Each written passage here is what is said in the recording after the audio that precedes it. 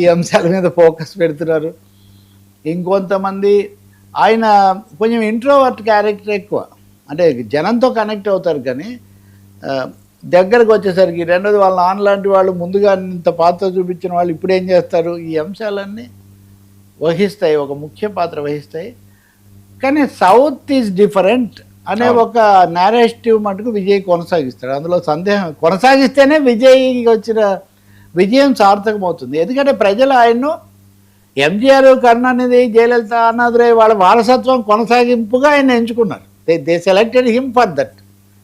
స్టాలిన్ మీద వ్యతిరేకత అది కొంత ఉన్నప్పటికీ దాంతోపాటు. సార్ వైసీపీ హడావుడు ఏంటి? జగన్కు సన్నిహితమా, క్రైస్తవ కోణమా, యాంటీ ఇంకంబెన్సీ పవన్పై విసురు దీని కొనసాగింపు. ఏదో అయితే ఎవరికో హడావుడనే విజయం గెలిచాడన్నప్పటి నుంచి వైసీపీ వాళ్ళు చాలా దీని మీద హడావుడి చేస్తున్నారు. వాళ్ళ సోషల్ మీడియా వాళ్ళు కొంతమంది ఆవేశంగా మాట్లాడుతున్నారు. ఒకటైతే నిజం, ఒక 4 నెలల కిందటో 6 నెలల కిందటో ఒక పెళ్లిలో విజయ్ జగన్ కలిసి చాలా సన్నిహితంగా ఉంటాం. ఆ ఫోటోలు అప్పుడు కూడా బాగా వైరల్ అయ్యాయి. వాళ్ళిద్దరు కూర్చున్నారు, మాట్లాడారు, ఆలింగనం చేసుకున్నారు, ఇవన్నీ కూడా జరిగాయి. కాబట్టి ఇంకొక ఆసక్తికరమైనది ఏమంటే జగన్ ప్రమాణ స్వీకారానికి ఎవరెవరిని పిలిచారు? స్టాలిన్ను, కేసీఆర్ను పిలిచారు. స్టాలిన్ అప్పుడు ముఖ్యమంత్రి కాదు, ముఖ్యమంత్రి కాని డిఎంకే అధ్యక్షుడు మాత్రమే అయిన స్టాలిన్ను జగన్ ప్రమాణ స్వీకారానికి, అంటే పక్క రాష్ట్రం అనే ఉద్దేశంతో పిలవచ్చు, ఇతర కారణాల వల్ల కావచ్చు, అటు స్టాలిన్ ఇటు విజయ్కి కూడా ఆయన ఇప్పుడు కృతజ్ఞతలు ధన్యవాదాలు చెప్తున్నారు. దీదీకేమో సానుభూతి, దీదీకి సానుభూతి. సాధారణంగా ఓడిపోయిన వాళ్ళకి సానుభూతి చెప్పరు, కానీ జగన్ ఇక్కడ చాలా ఆసక్తికరంగా దీదీకి నా సానుభూతి అనే ఒక మాట కూడా జోడించారు. అంటే క్యాంపులు, మద్దతుదారులు వీళ్ళందరినీ అట్టిపెట్టుకోవాలనే ఒక ప్రయత్నం కూడా కావచ్చు.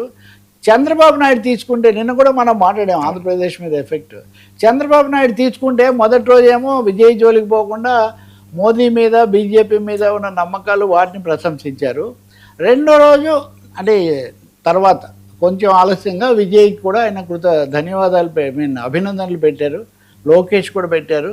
కాబట్టి వీళ్ళు చెప్తున్న అభినందనలకు జగన్ కూడా తన ఫోటోలు వైరల్ చేసుకుంటూ వాళ్ళ సోషల్ మీడియాలో నడుస్తున్న దాన్ని కూడా కలిపి చూస్తే మటుకు వైసీపీ దీన్ని, ఇది యాంటీ ఇంకంబెన్సీ వెర్డిక్ట్, ప్రజల్లో వ్యతిరేకత వస్తే దెబ్బతినిపోతారు, అలాగే ఒంటరిగా వెళ్ళాలి, ఒంటరిగా వెళ్తే ఆదరిస్తారు, గట్టిగా నిలబడ్డారు కాబట్టి అంటే ఎవరి సిద్ధాంతాలు వాళ్ళు తీస్తారు కదా.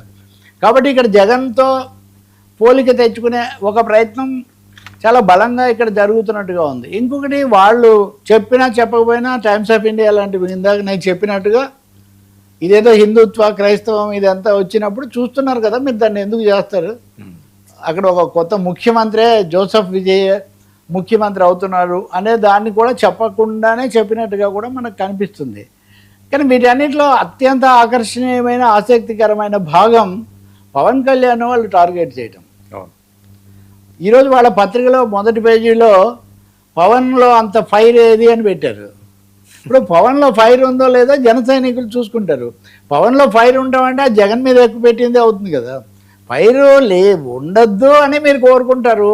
అటువంటిప్పుడు పవన్ కళ్యాణ్ ఎలా వైసీపీకి ఎలా టార్గెట్ అవుతారు? ఇదో పెద్ద సమస్య. కానీ వాళ్ళ పత్రికలో, వాళ్ళ సోషల్ మీడియాలో పవన్ను విజయ్ని పోల్చి పదే విజయ్ లాగా పవన్ లేడు, పవన్ కళ్యాణ్ ఇటు చంద్రబాబును ఎక్కువగా ఆయన వెనక తిరుగుతున్నారు అన్న పద్ధతిలో చేయటం మనకు ఒకటి కనిపిస్తుంది. అంబటి రాంబాబు అయితే ప్రత్యేకించి దీని మీద ఒక విశ్లేషణ విడుదల చేశారు. మాజీ మంత్రి, ఆయన ఎక్కువగా వ్యాఖ్యానం అది చేస్తుంటారు కదా. అంటే ఆయన మరి పార్టీ నాయకుడు గానా, లేకపోతే నిజంగా అంబటి రాంబాబు గారు కానీ ఇంకో వైసీపీ నాయకుడు కానీ పవన్ కళ్యాణ్ బాగా కోలుకొని తొందరగా బాగా ఒంటరిగా నిలబడి అధికారంలోకి రావాలి, ముఖ్యమంత్రి కావాలని కోరుకుంటారా? జన సైనికులు కోరుకోవచ్చు, లేకపోతే కొంతమంది కాపు పెద్దలు, సామాజిక వర్గానికి చెందిన వాళ్ళు ఎవరైనా కోరుకోవచ్చు, గట్టిగా ఉండాలి, ఇంకా కొంచెం మన వాటా తెచ్చుకోవాలి, జనసేన భాగస్వామ్యం పెరగాలి పదవుల్లో అని కూడా కోరుకోవచ్చు. కానీ వైసీపీ కోరుకోవటం ఏంటండి పవన్లో ఫైర్ ఉండాలని? ఇంకొకటేమో పవన్ ఊరికే డైలాగులు చెప్పాడు, విజయ్ అక్కడ చూపించాడని. ఇప్పుడు పవన్ విజయ్ పోటీ అది ఏ కోణంలో వైసీపీకి ఆసక్తికరమవుతుందో తెలీదు. ఇంకో మాట, యాంటీ ఇంకంబెన్సీ ప్రజలకు వ్యతిరేకంగా వెళ్తే ఓడిపోతారు, వెనక్కు తిరిగి చూసుకోవాలంటే మరి 11 స్థానాలకు పడిపోయినటువంటి ఈ మధ్య కదా, ఇంకా 2 ఏళ్ళు కూడా కాలేదు.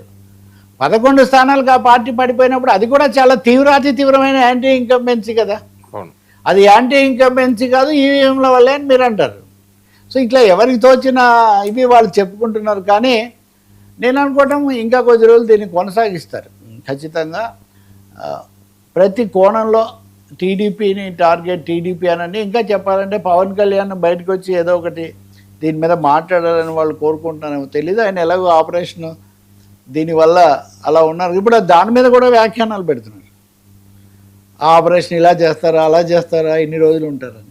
ఇవన్నీ వ్యక్తుల మీద కంటే వీటన్నింటిలో స్పష్టమైన సైద్ధాంతిక అంశాలు కనిపిస్తున్నాయి కాబట్టి వాటి గురించి ఆలోచించాలి. ఎవరు నేర్చుకోవాల్సింది వాళ్ళు నేర్చుకోవాలి. నాకు ఒక విషయం బాగా గుర్తుంది. రాజశేఖర రెడ్డి గారితో ఇలా మిస్టర్ చీఫ్ మినిస్టర్ చేస్తున్న రోజుల్లో శాసనసభ ఎన్నికల ఫలితాలు వచ్చాయి. ఐ థింక్ 2006లోనో లేదా 2000 అప్పుడు బీజేపీ వాళ్ళు గెలిచారు, కాంగ్రెస్ వాళ్ళు గెలిచారు. అట్లా అప్పుడు ఆయన ఒక మాట అన్నాడు, పని చేసే వాళ్ళని మళ్ళీ గెలిపిస్తారని. మనకు దీన్ని బట్టి అర్థమవుతుంది. అంటే బీజేపీ గెలిచిందా, చంద్రబాబు నాయుడు ఒక విధమైన పాఠం తీశాడు దాని నుంచే రాజశేఖర రెడ్డి ఏమో ఇంకో పని చేసేవాళ్ళు వస్తారు అంటే ఆ షీలా దీక్షిత్ 3వ సారి గెలిచి